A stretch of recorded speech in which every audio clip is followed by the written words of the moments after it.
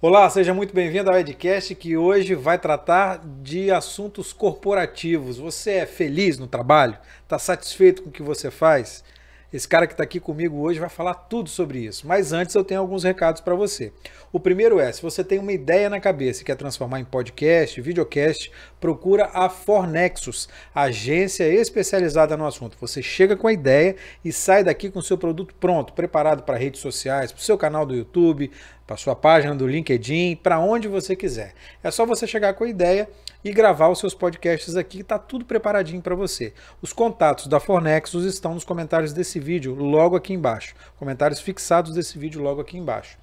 Peço encarecidamente para você se inscrever no canal, acionar o sino das notificações, compartilhar o nosso conteúdo por aí, porque quanto mais você fizer isso, mais a gente vai conseguir trazer assuntos interessantes, conteúdo interessante para você. Você vai me ajudar bastante. A gente também está nas plataformas de áudio, Apple Podcast, Google Podcast, Deezer, Amazon Music, Spotify. Então, se você está lá no engarrafamento na ponte, está difícil para chegar em casa, coloca o Edcast lá no carro que vai passar rapidinho. Vai fazer aquela atividade física, caminhada, vai dar uma corridinha, coloca lá no fone de ouvido do Edcast, também vai passar rapidinho esse sofrimento. Você vai ver e vai se divertir e vai ter conteúdo de bastante qualidade. Agora a gente conversa com o consultor coach Peter Noronha. Coach não pode. Não pode, não pode. Psicólogo corporativo. Exatamente. Precisa ser psicólogo para entender o que passa na cabeça das pessoas hoje em dia dentro das empresas. Né? Até porque o mundo corporativo hoje está muito louco, né? Quem trabalha nele sabe o que é. Precisa de muita inteligência emocional. Você acha que mudou muito depois da pandemia? Porque a pandemia deu uma mexida com essa coisa do trabalho, com essa relação que a gente tinha com o trabalho, né? Já não é mais a mesma relação, né? Definitivamente não é, Edu. Antes da pandemia, eu falo que a gente ainda tinha aquela ideia de que eu precisava ir para um lugar para trabalhar, um lugar físico. E hoje isso caiu por terra. Eu posso trabalhar de qualquer lugar, inclusive do meu celular. E a gente estava acostumado com a rotina, né? De acordar, tomar um banho, tomar um café, pegar o transporte, pegar o carro, pegar o ônibus, pegar a moto, ir para o trabalho, chegar lá, cumprir o horário, fazer o horário de almoço e voltar para casa. Os limites entre a vida pessoal e profissional eram um pouquinho mais delimitados, sabe? E hoje em dia isso acabou, junto, evaporou. Né? Inclusive, por isso que está todo mundo inquieto, né? Em relação a como eu vou me relacionar agora com a minha carreira, né? Como eu vou liderar as pessoas. E como é que você percebe isso? Tem uma ansiedade muito grande em relação a isso. Como é que você percebe isso dentro da empresa? O que você encontra dentro das empresas em relação a isso? O que as pessoas estão esperando? Como é que as pessoas estão agindo? Como é que é isso? Bom, eu falo muito com o líder que está na empresa, né, o gestor, e também com as equipes. E de modo geral, olhando a liderança, eu percebo uma baixo engajamento. Eles questionam muito sobre isso. Né? Poxa, a galera não veste a camisa, né? Ou eu queria que eles entregassem mais, tivessem mais sangue nos olhos, eu não vejo isso acontecendo.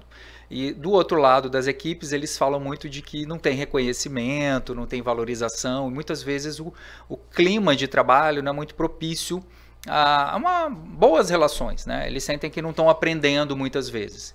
Então a gente está no meio desse gap aí, né? E o grande desafio é esse, como fazer com que essas diferentes perspectivas, né, elas possam chegar numa combinação, num match, né? Esse é o seu trabalho. Exatamente. E como é que você faz isso? Basicamente, eu tiro uma fotografia, que eu falo, né, da qualidade das relações, de como as pessoas pensam e como elas se comportam.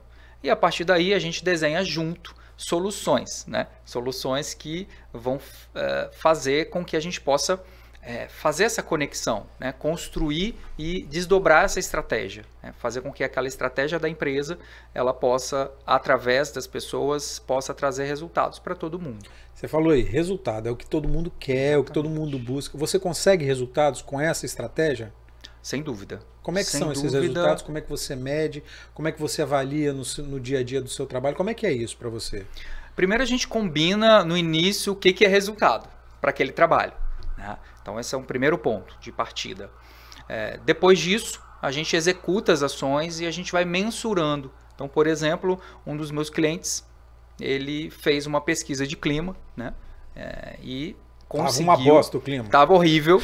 E depois... Exatamente. Depois a gente conseguiu fazer um trabalho de reversão desse processo e hoje ele já é uma referência em relação à qualidade de relações ali dentro da empresa, né? Hoje, inclusive, tem uma certificação, esse cliente. Que é o Great Place to Great Work. Place to Work, Você exatamente. está envolvido com isso, né? Também estou envolvido, eu sou partner deles aqui no Espírito Santo, inclusive, né? Que é uma das ferramentas que a gente pode usar para tirar essa fotografia, né? Que eu falei da qualidade das relações. Eu acho que tudo começa com números, com informações, sabe, Edu? Inclusive na minha área, né, que é muito subjetiva às vezes, que é a parte comportamental, né, de como as pessoas pensam, né, e como a gente coloca número exatamente delimitando o que é resultado, né? Então, por exemplo, eu entro num programa de liderança, eu vou definir lá, avaliar junto com as pessoas. Como que você se percebe enquanto líder em relação às competências X, Y, Z, né? Tem uma autopercepção, às vezes a gente pode também fazer essa coleta junto com os gestores ou com a própria equipe.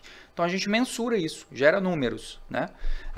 E a gente entra com uma solução, às vezes um programa de desenvolvimento de liderança, e ao longo desse processo a gente vai reavaliando, né? As pessoas vão descobrindo técnicas, ferramentas, vão se experimentando num outro papel.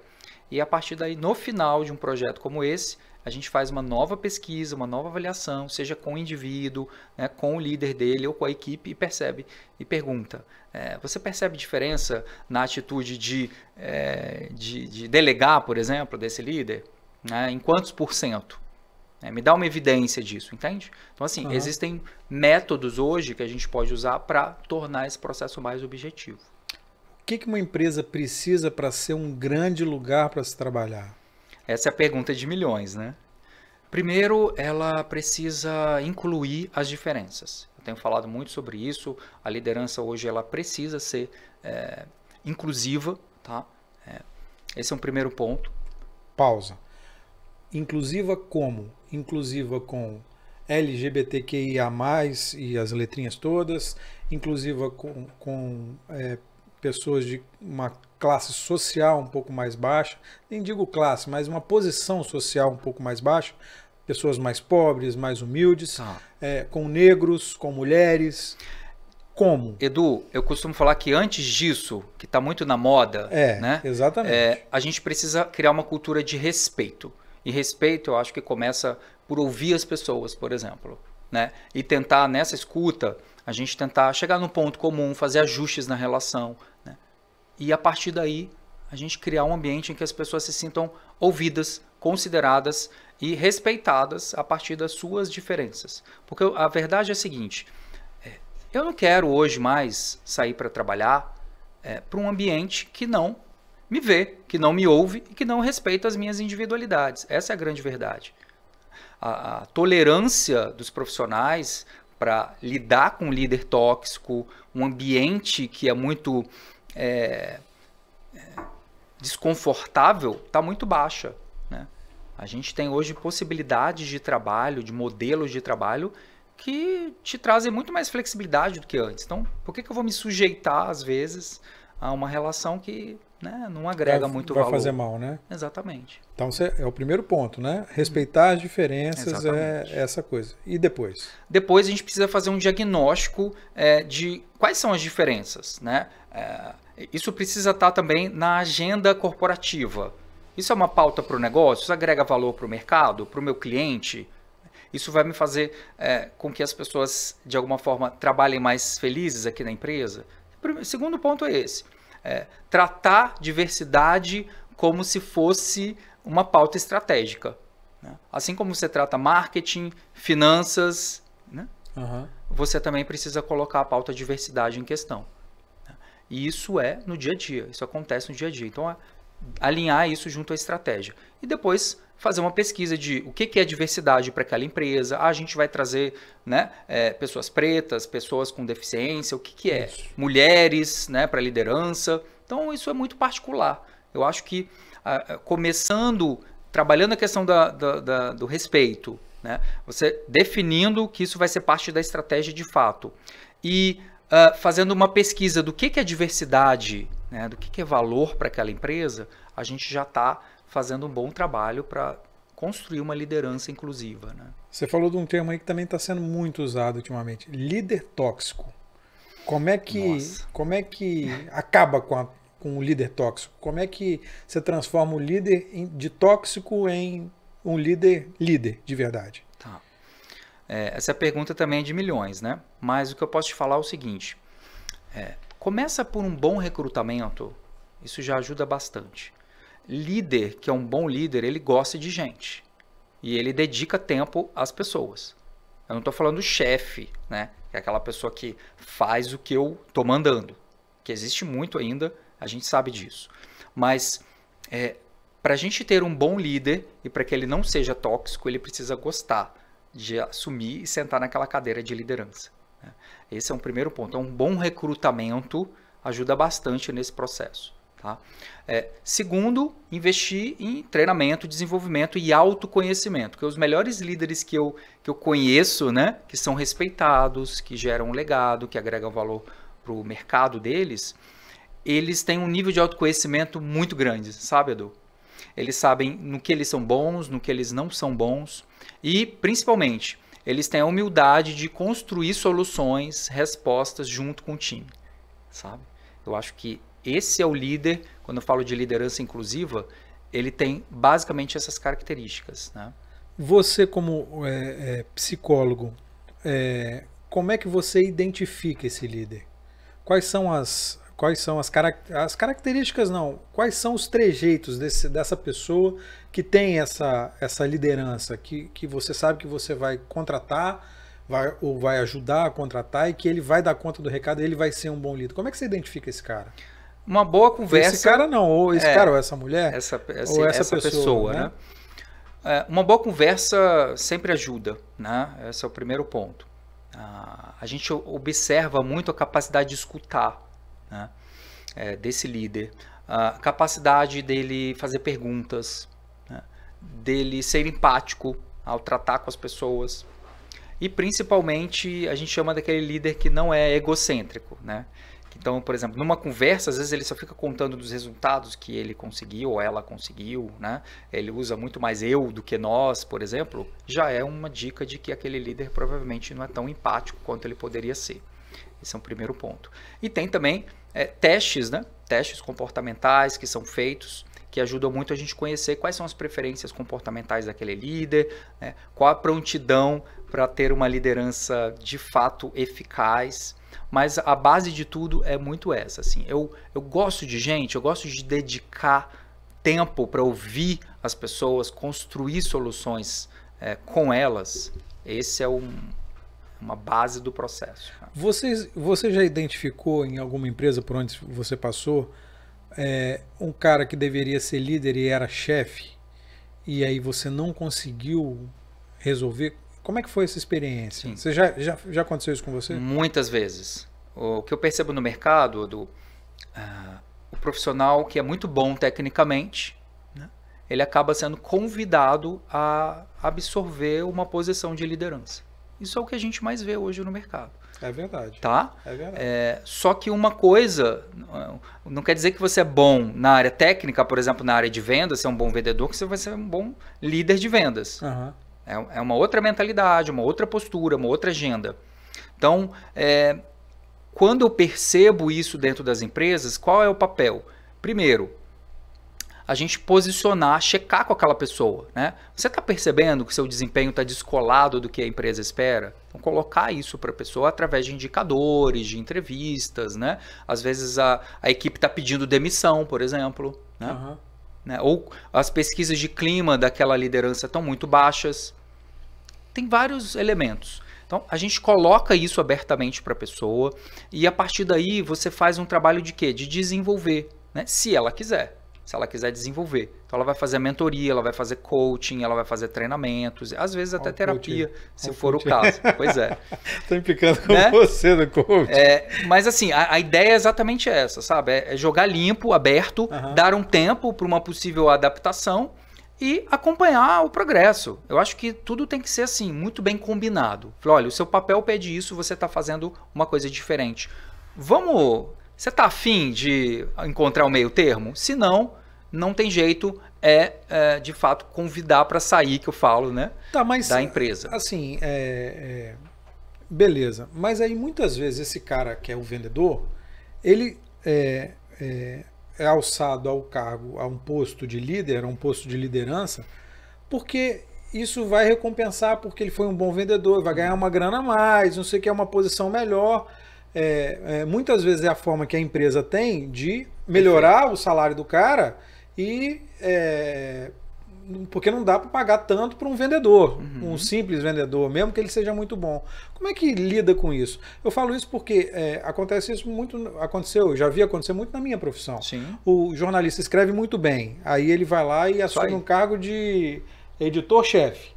Aí, editor-chefe, ele não escreve nada, ele tem que lidar com as pessoas, ele tem que colocar as pessoas nos cargos, tem que direcionar, não sei o que e tal, e acaba se perdendo um cara que, assim, uma pessoa que escreve muito bem, uma pessoa que tem um texto muito bom, uma apuração muito boa, acaba se perdendo porque você não tem como pagar um repórter a grana que ele mereceria receber, entendeu?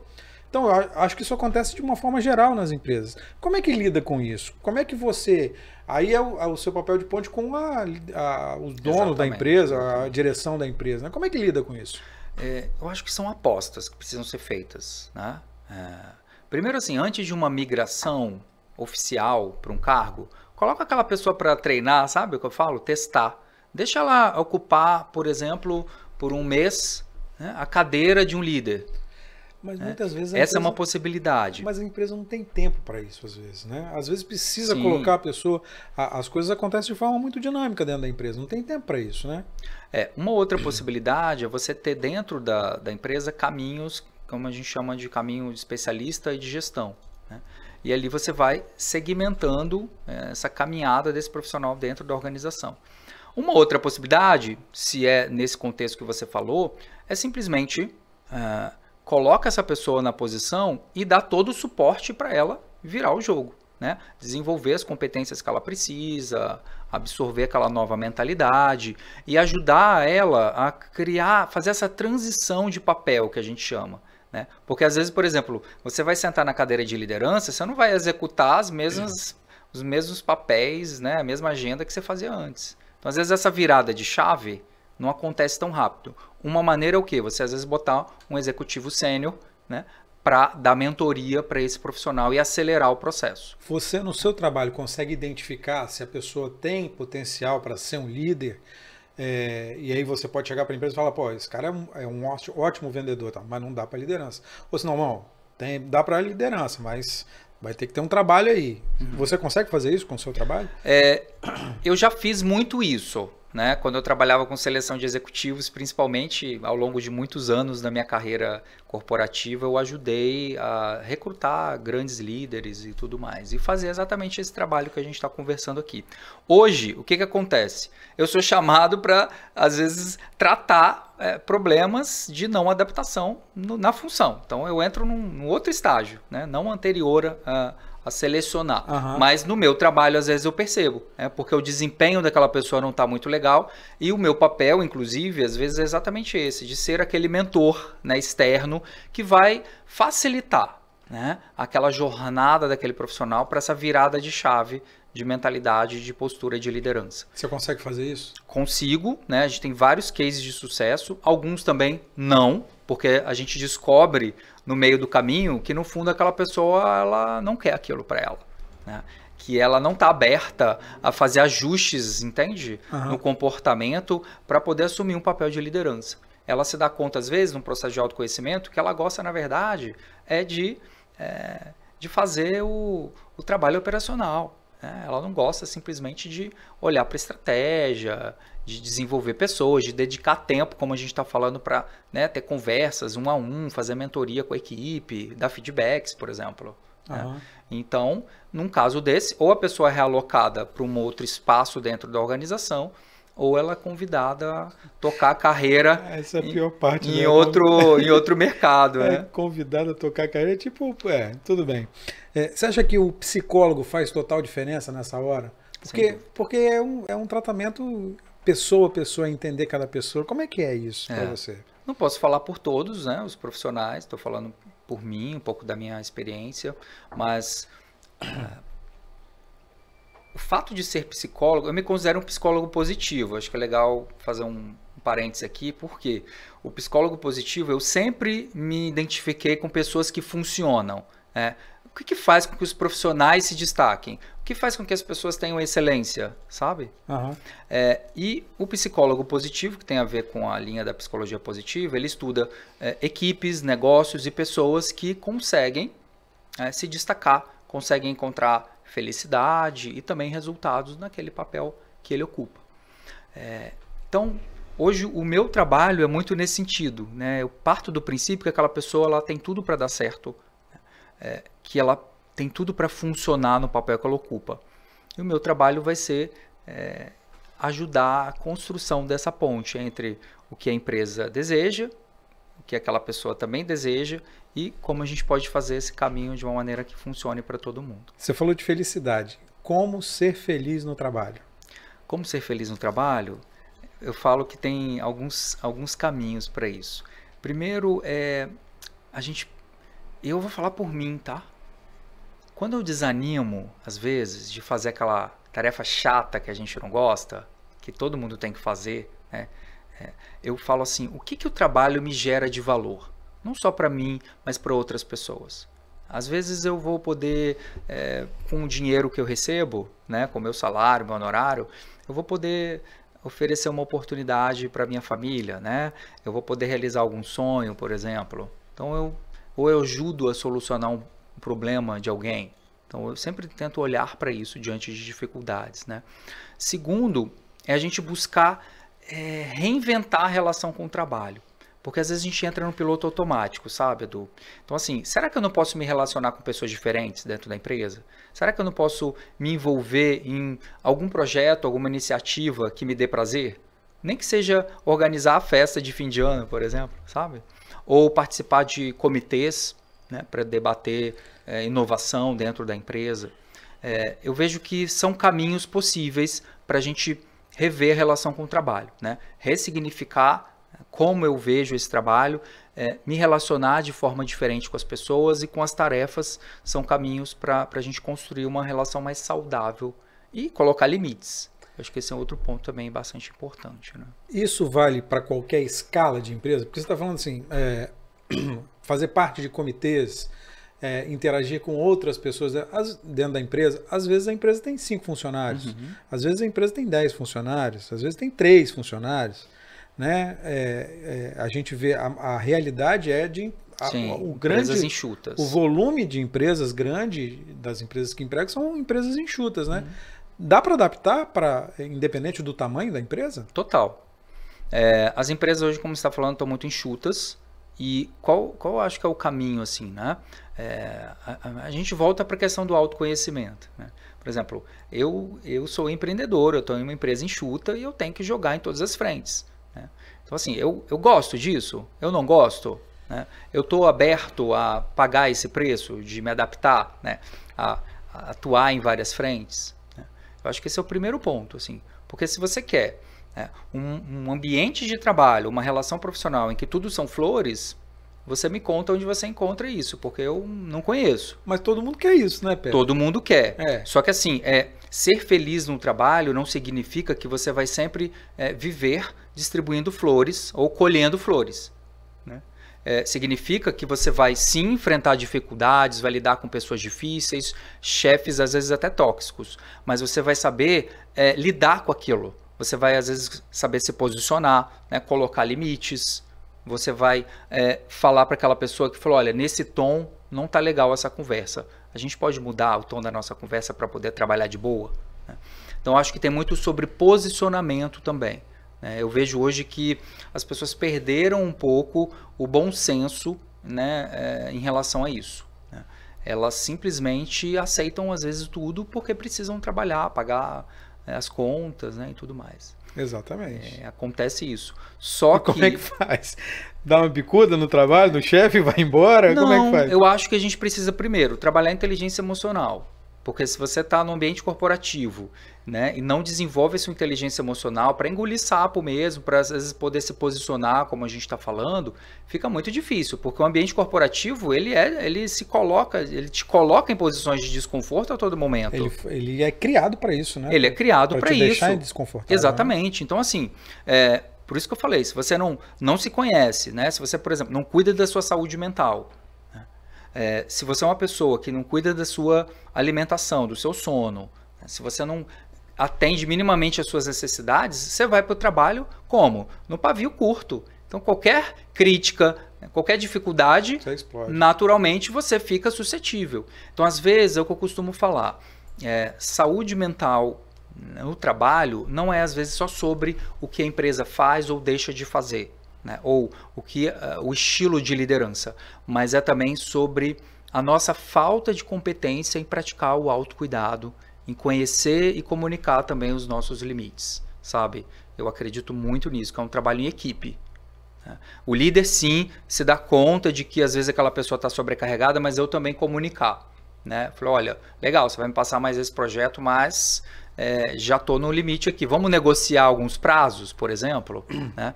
São caminhos possíveis para você chegar e também zelar pela entrega, né, que você tem a fazer ali naquele trabalho. Mas aí a gente entra na realidade do mercado hoje. Você fala assim, ó, não dá mais para mim. Beleza, tchau. Tem 30 para botar no seu lugar. Não tem isso também? Como é que lida com isso? Depende, né? Porque isso vai fazendo uma pressão na cabeça da pessoa que está trabalhando. Aí, não, eu tenho que engolir sapo quieto. Eu não posso falar nada, porque minha vida depende disso. Depende dessa grana que eu ganho aqui. O que eu vou fazer da minha vida se eu sair daqui? Eu costumo falar o seguinte, você quer ter felicidade, liberdade, né, no trabalho, quem não quer? Flexibilidade. Quem não quer, Peter? Então, faz o seu colchão financeiro. Isso eu acho, cara, muito importante. Nem que seja assim, o mínimo por mês. Ou você simplesmente pode aprender a monetizar talentos que você tem fora da empresa, né?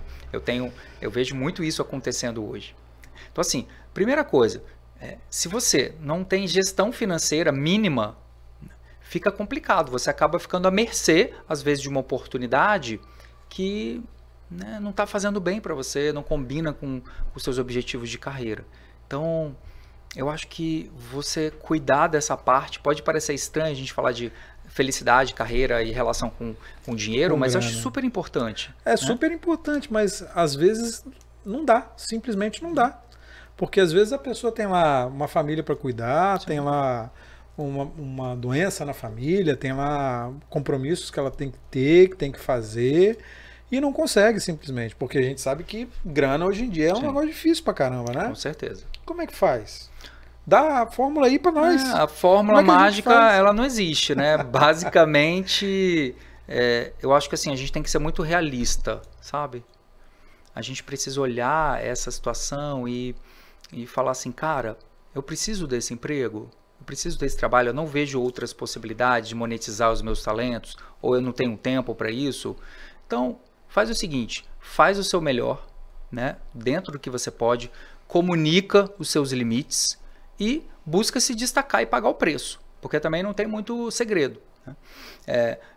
Eu passei muito por essa fase teve uma época, né, da minha vida em que eu simplesmente tive que engolir muito sapo, eu perdi minha saúde mental, só que depois, né, eu tive quase um burnout, por exemplo. É mesmo? Como é que foi isso? Conta aí. Foi basicamente isso. Eu cheguei, estava trabalhando muito, né, e eu comecei a perceber que o meu corpo estava sentindo, minha memória, meu humor estava variando muito, e eu simplesmente falei assim, cara, preciso olhar para isso com calma. E um excesso de atividades, né? Excesso de responsabilidades também. Eu me criticava muito, por exemplo, né? Me cobrava muito também. E eu tive que fazer uma pausa, né? Também dividir com o meu gestor isso. Cara, tô bugando, né? E aí a gente desenhou uma estratégia para eu poder retomar os trilhos, né, desse processo. Você conseguiu fazer isso? Consegui, né? Acho que contar com uma rede de apoio, de suporte é importante. Então, por isso que é importante também a gente saber que pode contar com o líder em momentos em que as coisas não vão muito bem. Porque a grande verdade é o seguinte, né? Eu posso ser um ótimo profissional, entregar o que precisa entregar, mas assim, se a minha família não está bem, se a minha saúde não está legal, a nossa performance nunca vai ser a mesma. Essa é a grande verdade. É por isso que eu gosto de falar que primeiro a gente tem que cuidar muito bem, blindar a nossa saúde, né? Cuidar das nossas relações, dar atenção para as pessoas que a gente ama, né? Porque a gente sabe, quando você sai para trabalhar sabendo que a sua família está assistida, né, está segura, a gente fica mais presente ali. Então, e aí sim você consegue dar atenção ao trabalho de uma maneira que faça sentido, né? Então, assim, eu acho que a gente precisa cuidar desses 3 elementos, né? Saúde, família e aí sim o trabalho, para você poder entregar o melhor que você puder ali naquela realidade que você vive, né? E o que é mais importante? Ser feliz ou ganhar dinheiro? De preferência as 2 coisas, né? É possível? Eu vivo isso hoje, por exemplo, tá? Dentro da minha história que eu te contei do pré-burnout, eu decidi que eu não ia trabalhar mais em empresa, por exemplo. Processo de autoconhecimento. E como foi esse processo? As pessoas me perguntam. Eu fiz um planejamento financeiro, né? Eu fui me conhecer, eu fui também conversar com pessoas que estavam empreendendo. Como é que funciona isso? Isso é uma dica bacana para quem quer, por exemplo, mudar de carreira ou está totalmente insatisfeito ou não vê possibilidade de melhoria onde ela está. Conhecer outras realidades, outras possibilidades antes de tomar uma decisão. Enquanto ela está ali, né, fazendo feijão com arroz, trabalhando insatisfeita que seja, mas entregando o que precisa para não ser mandada embora, né, ela vai também, em um momento ou outro, criando essa nova realidade. E eu fiz isso, né, durante um ano, fui me preparando e abri a minha empresa que hoje opera há 7 anos. Né? Então, 7 anos já? Deu certo, deu certo, vem dando certo. E aí você pega clientes de tudo quanto é tamanho? Pequenos, médias, grandes empresas. Grandonas também? Também. Quando você pegou a sua primeira empresa grandona, o que você sentiu? Então, o meu primeiro cliente foi não foi uma grande empresa, mas eu diria que foi um grande desafio, né? Porque eles queriam mudar a mentalidade de liderança da organização. A empresa estava para inovar, né? Ela tinha isso no planejamento dela em relação ao portfólio de produtos. E ela falou assim, Peter... Era uma empresa de quê? Pode falar. De tecnologia. E essa empresa tinha uma liderança que era muito centralizadora. Aqueles líderes que tinham uma equipe ali, mas eles não conseguiam delegar atividades que eram operacionais, por exemplo. Então, foi aquela história do cara que executa muito bem. Exatamente. Sabe muito bem executar. Aí tem momento que ele tem que passar a gerência, a gerir o negócio, né? E aí não consegue se desvincular, né? Exatamente. Então, qual foi a grande sacada? Primeiro, o principal executivo dessa empresa comprou a ideia de que, poxa, eu não sei como, mas a gente quer contar com o seu apoio para a gente virar esse jogo. E aí, você tem que fazer um trabalho individual. No caso, eu fiz um trabalho individual com toda a liderança. Né? A partir disso, a gente foi também trazendo técnicas, né, ferramentas sobre como agir e pensar diferente. E aí, com o dia a dia, eles vão percebendo que aquilo traz resultado, né, que eles conseguem começar a atuar mais na parte de estratégia, por exemplo. As equipes começam a ter mais autonomia. E aí eles começam a enfrentar um outro problema, que é, estou com tempo livre, né, para fazer o que realmente importa aqui dentro do negócio. Então esse cliente foi muito assim. Né, e ele acabou, a gente conseguiu, hoje ele é empresa certificada, Great Place, né, ele tem uma cultura ágil, muito horizontal.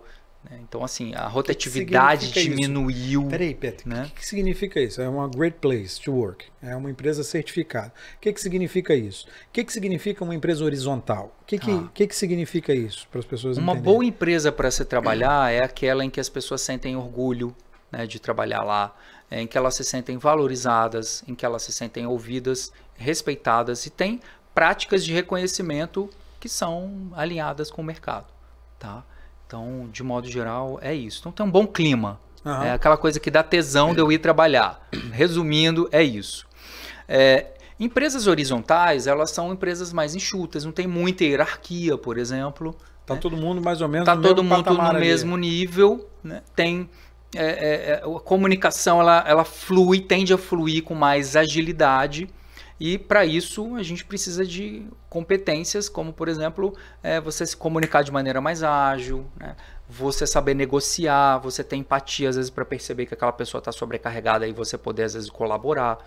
Né? E a tendência é que empresas então, horizontais, né, que têm estruturas hierárquicas mais enxutas, elas consigam ser mais ágeis para lidar com as mudanças do mercado e naturalmente elas acabam se tornando mais competitivas também. Você ensina isso? Você ensina isso, as pessoas serem mais ensina essa comunicação, ensina as pessoas a serem mais horizontais, nessa coisa de hierarquia, no trato com os outros. Como é que você faz para ensinar isso? Edu, basicamente a gente olha como a empresa funciona, né, que práticas que ela tem, e a partir dessa leitura de cenário, a gente vai olhar que estratégia que pode funcionar para aquela empresa, né? E junto com o cliente a gente vai construindo, né, enfim, práticas, políticas, modos de trabalho que funcionem para aquela empresa, respeitando a particularidade, o tamanho, o porte e tudo isso. É isso que eu ia te perguntar. Você tem modelos que você aplica ou você define um modelo de acordo com cada empresa? Não tenho nada de prateleira. Tudo é feito junto com o cliente. Eu falo que é uma consultoria co-criativa, em que a gente entra, tira um retrato, faz um diagnóstico, a partir dali a gente constrói soluções. Então a gente vai entender, vamos trabalhar individualmente, vamos trabalhar em grupos, você precisa às vezes desenhar processos que não estão funcionando, estão afetando o resultado da empresa, a gente pode chamar parceiros que podem atuar nessa parte de processos principalmente, né? E tem as ferramentas que a gente utiliza, como pesquisas de clima também, né? Que ajudam a entender o que está funcionando e o que não está dentro daquela empresa. E a partir dali a gente vai atuando cirurgicamente, que eu falo, desfazendo nós, né? Naquela parte comportamental que não está muito legal. As pessoas têm mais problemas em pequenas, médias ou grandes empresas? Nossa, eu falo que os problemas são muito parecidos. Um dos problemas muito comuns em todas as empresas é a tal da comunicação. As pessoas falam uma coisa, elas acham que o outro entendeu. Isso é muito comum de acontecer. E no papel líder-liderado, então, isso é muito comum. O que eu costumo falar é o seguinte, gente, você está comunicando alguma coisa? Checa com a pessoa se ela entendeu, sai daquela conversa com o mínimo de um combinado, sabe? Senão, você acha que comunicou, mas a verdade... comunicação tem a ver com resultado, né? A gente se comunica bem quando tem um resultado lá na ponta que foi combinado.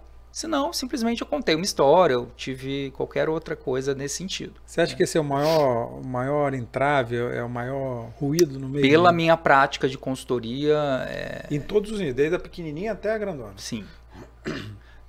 Óbvio que as empresas mais complexas, né, que tem níveis de comunicação, hierarquia maior, isso é bem mais delicado. Então, como elas fazem para gerenciar isso? Tem pontos de controle, né, que são às vezes coordenações, ou lideranças de equipe ali, supervisões, por exemplo, que vão cascateando, né, vão pegando a estratégia, vão comunicando ali para a ponta, e vão fazendo esse trabalho de ir e vir com a comunicação e checando se aquilo está desdobrando para a estratégia. Assim, numa empresa que é mais enxuta, a tendência, isso não é uma verdade, mas que isso flua de uma maneira menos conflitiva, vamos dizer assim. Quanto maior o trajeto, maior a chance de dar errado. Exatamente. Mas assim, a minha vivência fala que independente, às vezes uma equipe de 5, 6 pessoas, né, se elas não se conhecem, se elas não têm papéis claros, se não tem combinados ali entre elas, é conflito na certa. Né? E essa relação, ela precisa ser pessoal? Essa relação dessas pessoas, porque você sabe que se você tem uma relação pessoal com as pessoas, a comunicação teoricamente fica mais fácil, né? No ambiente de trabalho, essa relação precisa ser pessoal? Precisa ter algum nível de pessoalidade? Eu não acredito que você precisa ser amigo das pessoas para trabalhar com elas. Eu não tenho essa visão. Eu acredito que você tenha que respeitar aquela pessoa. Eu já trabalhei, por exemplo, com pessoas que eu não tinha um mínimo de conexão. E o que a gente falou? O que a gente fazia? A gente combinava, falou, cara, a gente tem que entregar um trabalho junto, vamos fazer o que tem que fazer, vamos fazer da melhor forma para a gente se interagir o menos possível, inclusive, entende? Então, assim, papo aberto mesmo. Né? Falou, olha, eu sei que você não vai com a minha cara, eu não vou com a sua, tá de boa, né? Agora, a gente é profissional, preciso entregar um resultado. Vamos fazer o nosso trabalho, vamos fazer o nosso papel e Vamos evitar ruído, né? Eu já tive esse tipo de comunicação de postura, por exemplo. Beleza, mas você, pela sua experiência, você acha que as pessoas têm maturidade para ter esse tipo de comunicação? Não tem.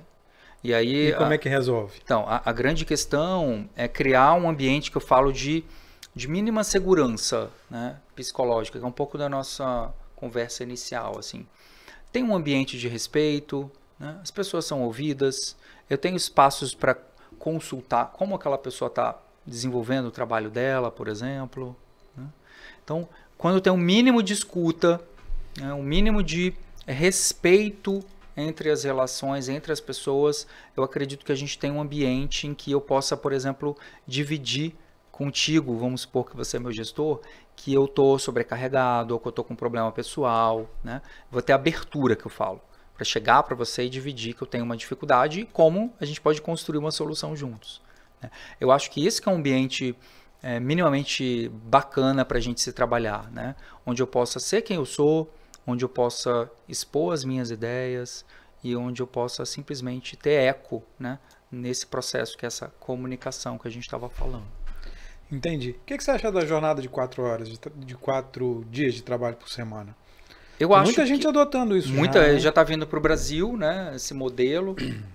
Eu acredito bastante nele, mas se o profissional também é preparado para entregar resultado no menor tempo possível. E como é que prepara? E como é que se prepara para isso? Um bom dimensionamento de tarefas e prioridades ajuda muito. Né? Então você saber exatamente, sabe, o que se espera de você naquela semana de entrega. Ah, mas o meu gestor não me dá esse direcionamento. Coloca para ele. Falou, essa semana eu vou trabalhar nesse ponto. Estamos juntos, né? Eu acho que esse é o primeiro ponto. No meio do caos, quando eu tenho muita coisa para fazer, é importantíssimo você ter clareza.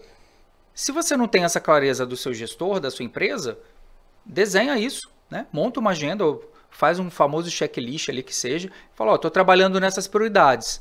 Estamos juntos, estamos na mesma página, e você começa a gerenciar a sua carreira, as suas prioridades. Ah, mas vão mudar as prioridades ao longo da semana. Ok, comunicação. Vamos nos atualizar. Muitas empresas, por exemplo, fazem reuniões diárias ou às vezes semanais para atualizar essas mudanças, né? Uma mudança de rota. Então, isso também é um caminho para você fazer com que as pessoas possam trabalhar menos tempo, mas de maneira mais eficaz, mais eficiente. Você é a favor, então? Você acha que funciona? Eu sou a favor, desde que a cultura e a política da empresa esteja preparada para isso. Tá? Então, por exemplo, o gestor saber que depois, vamos supor que a empresa trabalha até 18 horas, né, o horário de trabalho. Vamos trabalhar para respeitar aquilo, porque depois a pessoa vai viver a vida dela, ela tem outras prioridades. Né?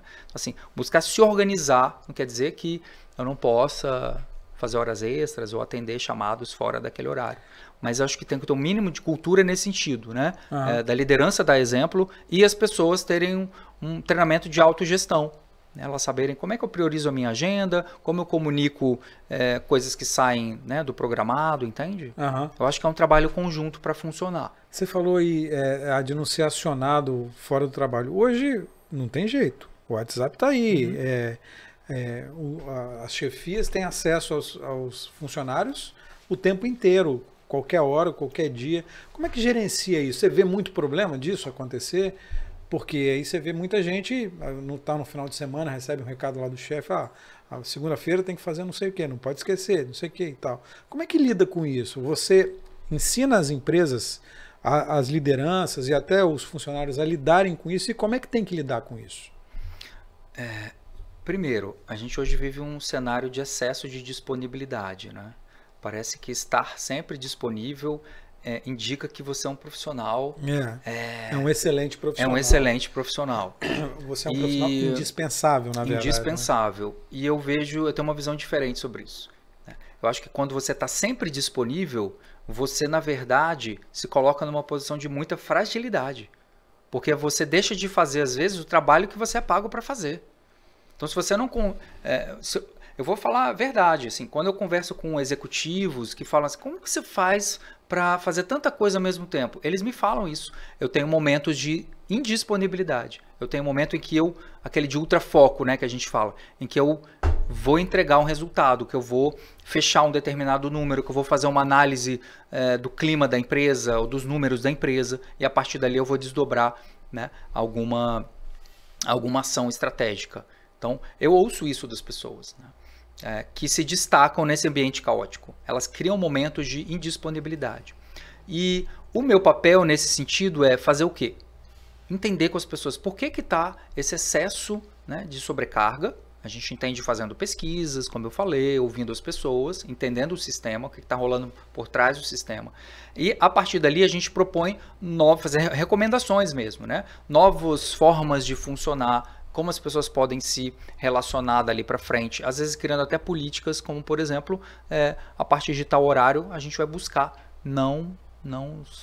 enfim, fazer trabalhos fora daquele horário, né? Ou acionar as pessoas fora daquele horário. Então, eu acho que rever as relações, o modelo de trabalho ajuda muito a evitar esse tipo de situação em que o profissional está sempre disponível, né?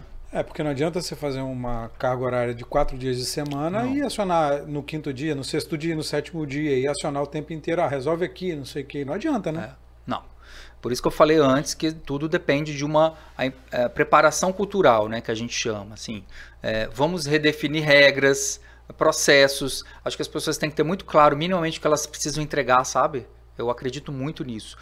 Quando eu trabalho por resultado, eu não preciso ficar te controlando. A gente combinou. Você tem habilidades, conhecimento, você tem as informações necessárias, né? Você tem a articulação para alcançar o que você precisa e você vai entregar, eu sei que você entrega, eu não preciso ficar te microgerenciando, entendeu? Uhum. Eu acho que a base de tudo é clareza de informações, o que é prioridade, quais são os focos e o que não é. Esse é um outro ponto. E a gente, como eu falei, ter a abertura de chegar em meio às mudanças que acontecem no meio do caminho, poder comunicar, né? Que, poxa, eu não vou entregar no prazo que eu combinei, ou eu tive uma questão pessoal que vai impactar a minha entrega, né? Assim, se você está num ambiente em que você não se sente confortável, aberto para isso, provavelmente a sua performance vai ficar comprometida, né? Você vai colecionar ali ansiedade e provavelmente construir um contexto de estresse ali, e aí já era, né? Uhum. A sua saúde vai para o brejo. Como é que é a cabeça do trabalhador aqui no Espírito Santo?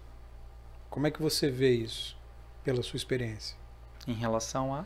Como é que é a cabeça em relação a ter a postura de conversar com o chefe, ter essa postura de entregar, ter essa postura de fazer ficar indisponível na hora que tem que ficar, em relação a esse trabalhador ideal, que você coloca como ideal nas empresas? Como é que é a cabeça do capixaba para isso? Tudo isso que eu estou falando, eu diria que assim, é muito... não é aplicável a todos os cargos, a todas as pessoas, né? Porque se a gente for pegar um profissional que trabalha numa parte mais operacional, como ele falou, ele precisa daquele trabalho, ele vai se sujeitar. É isso que a gente vê. As pessoas se sujeitam a relações tóxicas, a trabalhos que não são muito confortáveis. Em paralelo, elas vão, às vezes, construindo ali, como eu falei, o colchão financeiro, elas vão construindo uma nova realidade em paralelo para ela poder, em algum momento, mudar aquele cenário. Mas o que eu vejo hoje é um profissional, de modo geral, que ainda tem muito a aprender em relação a se posicionar, né? Colocar limites nas relações profissionais e ter autoconfiança, porque eu acho que passa por isso também, sabe, Edu? Você ter autoconfiança para entender assim, poxa, eu dou conta do recado, eu sou um bom profissional e eu não preciso às vezes me sujeitar a algumas situações. Uhum. Eu posso sim construir uma outra realidade para mim. Porque no final das contas, o que fica, né, se a gente perde a nossa saúde, que como eu falei antes, é um trabalho conjunto, tem o papel da empresa? Com certeza. Tem o papel da liderança? Sem dúvida. Mas tem o nosso. Às vezes, nem o nosso trabalho de autocuidado a gente faz, né? Que é, por exemplo, você passou uma semana fazendo hora extra, né? E no fim de semana você não consegue desacelerar, você não recompõe o seu sono, né? Você às vezes minimamente não se relaciona com pessoas que você ama para revitalizar a sua energia, entende? Entendi. Então, assim, quando você tem tempo para relaxar, você não se permite. Aí também é complicado, porque você não faz às o vezes seu papel. Não consegue, né? Entra num ritmo e às vezes não consegue. Mas olha só, eu não estou falando que a gente tem que viver num mundo encantado, onde 5 horas eu paro de trabalhar. Não. Eu tenho momentos de pico também que eu trabalho até 10 horas da noite. Só que eu sei o momento, quando eu falo de autocuidado, você fala assim, poxa, eu cheguei no meu limite. Né? Amanhã eu vou negociar, chegar 1 hora mais tarde no trabalho. Entende? Ou vou ajustar a minha agenda para poder me cuidar. Então, é aí que eu pergunto. Esse que é o ponto. É aí que eu pergunto para você, como é que você acha que é a cabeça do trabalhador capixaba? Você acha que ele está pronto para seguir isso aí? Para ter esse autoconhecimento? Fala, pô, cheguei no meu limite, não dá mais. Vou falar com o meu chefe. Você acha que ele está pronto para isso? Você acha que ele é pronto para isso pela sua experiência? Não é. Eu acho que isso é uma coisa nova, como a gente falou, pós-pandemia. As pessoas estão tentando entender, né, como trabalhar e ao mesmo tempo ser feliz. As pessoas estão tentando entender como eu posso ser uma pessoa, né, que entrega muito resultado, mas também cuida da minha saúde. Eu também estou nesse processo, né? Eu também estou ajudando meus clientes a pensarem. A gente está no momento de desenhar novas regras. Eu falo que no mundo que a gente está vivendo, que não tem regras, as regras do passado, elas não se aplicam mais ao momento atual. Então a gente está tendo que construir junto novas regras de relacionamento, de convivência, né, de entregar resultados juntos, entende? E a grande verdade é que isso leva tempo, né? Demanda paciência, demanda empatia. E quem está dedicando minimamente tempo para isso, para construir as relações, né, novos modelos e relações de trabalho, e eu ajudo muito os meus clientes nesse sentido, está saindo na frente. Né? Eu quero chegar num ponto a partir desse aí, mas antes eu quero perguntar outra coisa para você. Eu perguntei do trabalhador. E o chefe está preparado para isso? O líder, né? O chefe, o líder, o dono da empresa. Essas pessoas estão preparadas para isso? Para essa relação ideal de trabalho? Ainda não. E como é que prepara? Ainda não, porque você tem que exercitar muito o desapego. Desapego de uma forma de funcionar que é conhecida para você. Né? E como eles estão se dando conta? Através da saúde, que fica afetada, a saúde física, emocional. Às vezes esse líder também se dá conta de que os resultados que ele entregava no passado, ele não está entregando mais como antigamente, né? Porque simplesmente as coisas não estão fluindo, né? Ou a equipe não está tão engajada quanto antes, entende? Então existem vários sinais ali que eles têm percebido, né? A liderança, muitas vezes que eu converso, que, olha, eu estou percebendo na minha performance ou no engajamento do meu time que as coisas não estão fluindo muito bem. Então, assim, ele se dá conta de que precisa mudar através de dores, né? Que são essas que eu falei. Né? A conta não fecha, a saúde não está legal, as pessoas estão pedindo para sair da empresa, né? Eu não estou fechando negócios, mas a grande questão precisa chegar nesse ponto para eu mudar, né? Transformar. Eu tenho muito essa pegada de ser preventivo, entende? É isso que eu ia te perguntar, precisa chegar nesse ponto? Não precisa. E esse é o cliente que eu mais gosto de trabalhar, sabe? Ele tá assim, inquieto, tá incomodado, mas ele quer fazer uma mudança. Ele quer fazer uma transformação e ele sabe que vai levar um tempo. Né? Porque às vezes tem que mudar ali um pouquinho a sua mente, ele tem que tomar algumas decisões dentro da empresa. Né? Tem que investir, sim, tempo, tem que investir grana e tem que investir uma coisa que é mais valiosa para todo mundo, que é tempo. Né? Se você quer, seja na sua vida pessoal, profissional, dentro do seu negócio, alcançar o que eu chamo uma vida além da performance, não é nem de alta performance. Eu falo além da performance é o seguinte, é alguém que consegue entregar resultado e também viver. Né? Fazer usufruto daquilo que você está batalhando ali. Tá? E eu acho que é sobre isso. A gente começar, Edu, a conhecer e comunicar os nossos limites. Eu tenho falado muito sobre isso. sabe? E a gente começa na relação com a gente mesmo, sabe? Aquela sexta-feira em que você tá, cara, esgotado, sem energia, e te chamam para tomar um chopp na esquina, sabe? Aquela coisa. É o remédio para todos os males. Mas às vezes você poderia falar assim, gente, adoraria tomar um chopp com vocês hoje, mas meu corpo tá pedindo um descanso. Na próxima a gente sai junto, entende? Isso é muitas vezes você conhecer os seus limites. E ali só naquela dormidinha que você deu mais cedo, você já recupera a sua energia, entende? Entendi. Então, quando eu falo de conhecer e colocar limites, começa por aí, na relação com você. Depois, na relação com o outro, né? E também você vai levando isso para outras áreas ali da sua vida, né? Eu te perguntei essa coisa do trabalhador capixaba e do líder capixaba, porque a gente tem uma característica muito marcante aqui no estado. A gente tem muitas empresas familiares e muitas empresas que operam há muito tempo.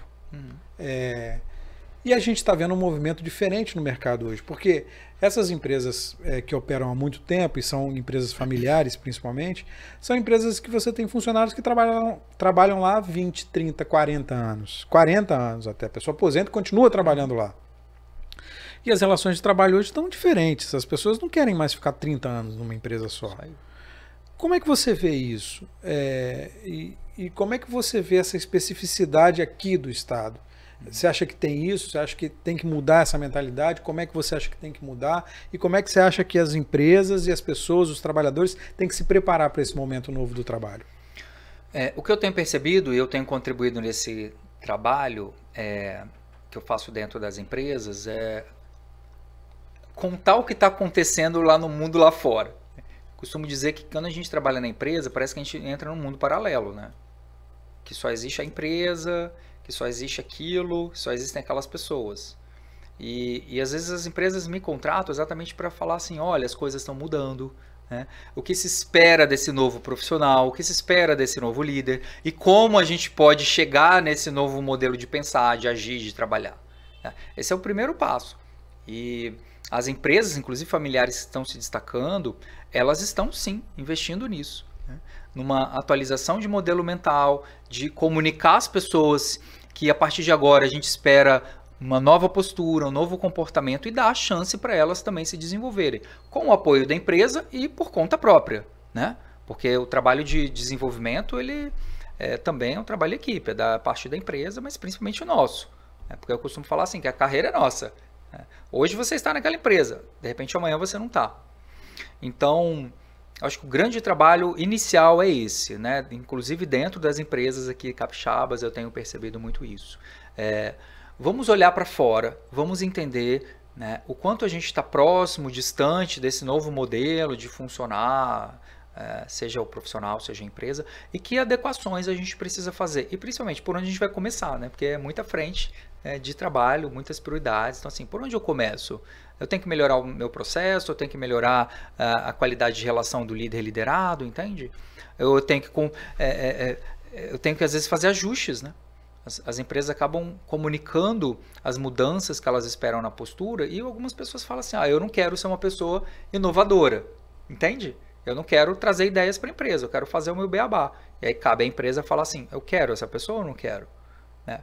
Então, a gente está muito vivendo esse momento, eu percebo, em que a gente precisa olhar para a realidade, né, sair da bolha e fazer ajustes, porque senão a empresa vai ficar obsoleta, ela vai perder espaço no mercado. E como é que você vira a chave na cabeça do trabalhador? O cara que está lá na empresa há 20 anos, 25 anos, 30 anos, 40 anos, como é que você vira a chave na cabeça desse cara?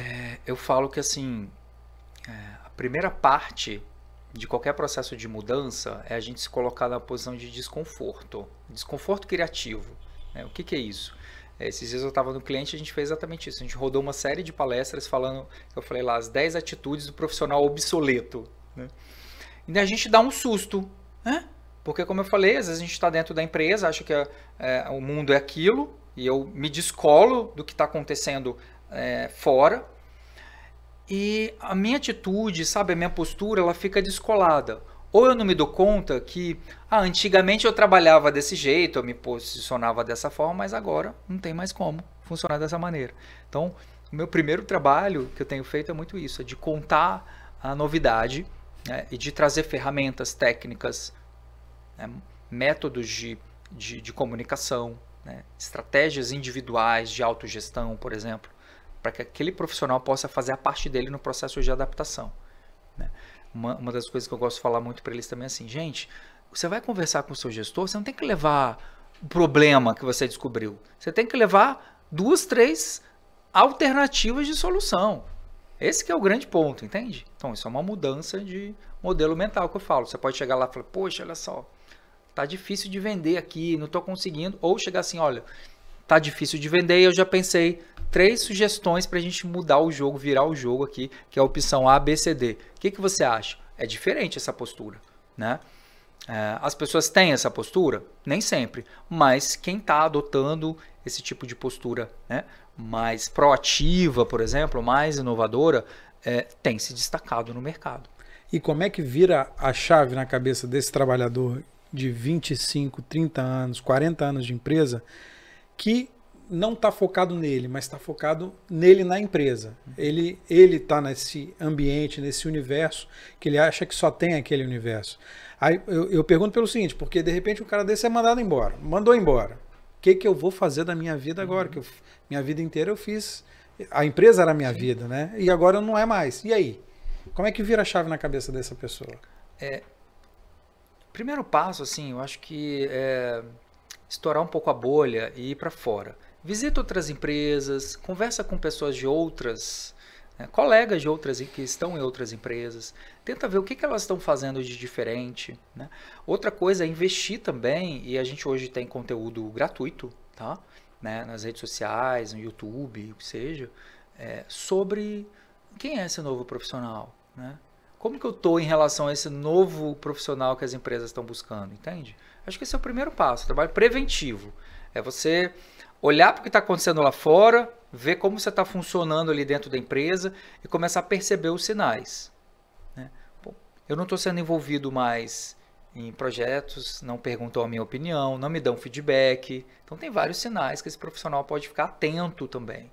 Né? E a partir daí ele vai também, se for o caso, ele precisa estar se capacitando continuamente. Porque, Edu, tem uma coisa que eu falo muito o seguinte, ninguém é insubstituível. Ninguém. Você pode ser um profissional incrível, mas simplesmente um belo dia aquela área que você trabalha, ela não existe mais. O que tem acontecido bastante. O que tem acontecido, né? Aquela área não existe mais porque ela foi totalmente automatizada, ou porque o chat GPT vai dar conta e por aí vai. Estamos correndo risco ainda. Entende? Então, assim, quando eu falo de perceber os sinais, é sobre isso. É você entender o que está acontecendo lá fora, como isso te impacta e está fazendo um trabalho antecipatório, que é o quê? Cara, é estudar, né? É conversar com pessoas, sabe? É ser curioso, curiosa, para investigar, assim, quais são as novas possibilidades também. Porque, assim, sinceramente, eu acho que quando a gente tem flexibilidade na expressão dos nossos talentos, a gente acaba se diferenciando em relação ao potencial que a gente pode entregar na relação com a nossa carreira. Então, assim, aí as pessoas falam, Peter, eu não tenho nem tempo de fazer o meu trabalho, eu vou trabalhar em outras frentes. Eu falo, mas você pode conhecer um pouquinho sobre a aplicação financeira, por exemplo, né? E fazer o dinheiro trabalhar para você. Né? Você pode pegar, às vezes, 2 horas ali, se você, sei lá, é um profissional que fala uma outra língua, pode dar aula particular e você monetiza esse talento, né? Sem te sobrecarregar, entendeu? Então, assim, eu acho que hoje tem muitas formas, ou simplesmente você ter um canal no YouTube, né? Investir né? Nisso. Se inscreve. Isso aí. Curte. Compartilha. E compartilhar o seu conteúdo. A gente sempre tem alguma coisa para ensinar para alguém e sempre tem alguém querendo aprender alguma coisa. A questão é a gente às vezes sair, né, dessa bolha que eu falei. Sair, ter autoconfiança, testar também. Porque, como eu estava falando antes, não tem muita fórmula mágica. A grande sacada é você construir junto as novas regras para você gerenciar o seu negócio e gerenciar a sua carreira. Acho que isso tem funcionado mais na minha prática, sabe? Eu não chego lá com uma lista de ações que esse cliente vai fazer. eu vou lá com um olhar de curiosidade, externo, de fora, né? Como eu falei, a gente tira uma foto e fala assim, opa, se você atuar nessa frente aqui primeiro, acho que vai dar mais jogo. Vamos fazer um teste? Vamos lá, né? Ajusta aqui, toma algumas decisões e vê o que deu. Deu certo ou não deu? Legal, então vamos para o próximo ponto. Entende? É um trabalho de testar, ver se deu certo, descartar se não deu, aprender com o que deu errado e a partir dali construindo uma nova realidade. Enquanto você está entregando o que precisa, fazendo feijão com arroz, tá? Sem parar.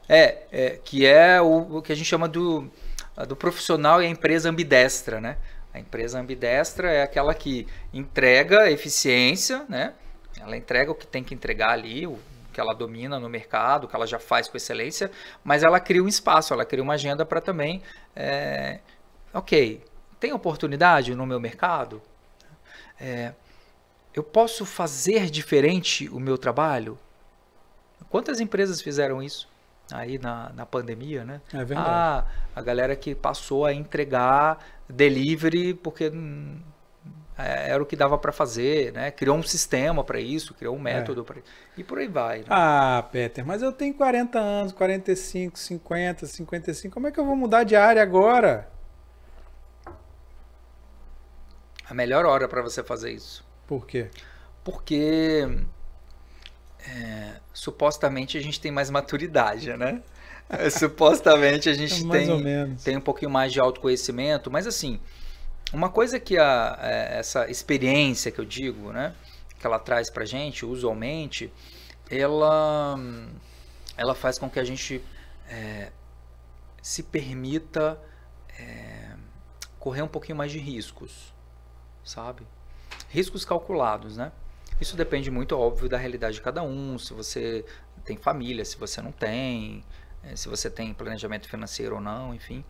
Mas eu acho que a grande sacada é a gente, às vezes, ter um pouquinho de autoconfiança e testar coisas novas, enquanto você está ali tocando a sua vida, a sua realidade. A gente vê muito isso, profissionais que fizeram transições de carreira, mas começaram fazendo pilotos, fazendo testes, experimentações em paralelo.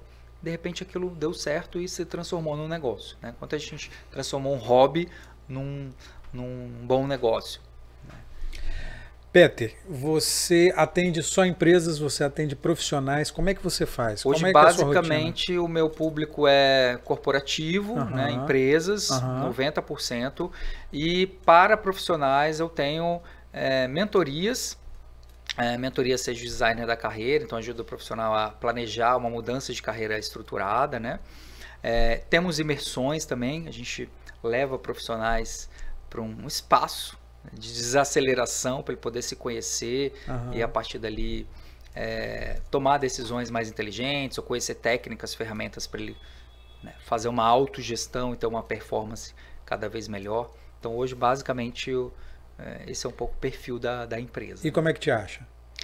Eu tenho um site, o site é o meu nome, peternoronha.com.br, eu estou super ativo no LinkedIn, tenho Instagram. TikTok, você faz umas dancinhas lá no TikTok? Não faço dancinha ainda, mas a gente chega lá. Tem que começar a experimentar, tá vendo? Tem que começar a inovar, né? E basicamente são esses os canais aí, né? A gente conversa e vai desenhar uma solução que funciona para cada cliente. Legal. Peter Noronha, psicólogo corporativo? Isso. Legal, muito obrigado, valeu pelas dicas. Obrigado. Quem quiser mais informação, vai lá no site dele, isso aí. No LinkedIn, no Instagram também. Tem as informações lá, é só procurar. Tá pronto para atender. Conversando a gente se entende. Mas coach você não é, né? Não, isso aí é papo para um próximo já tá podcast. Já está combinado, legal. Peter, valeu, obrigado pelas dicas, valeu pela presença. Obrigado a você. Valeu.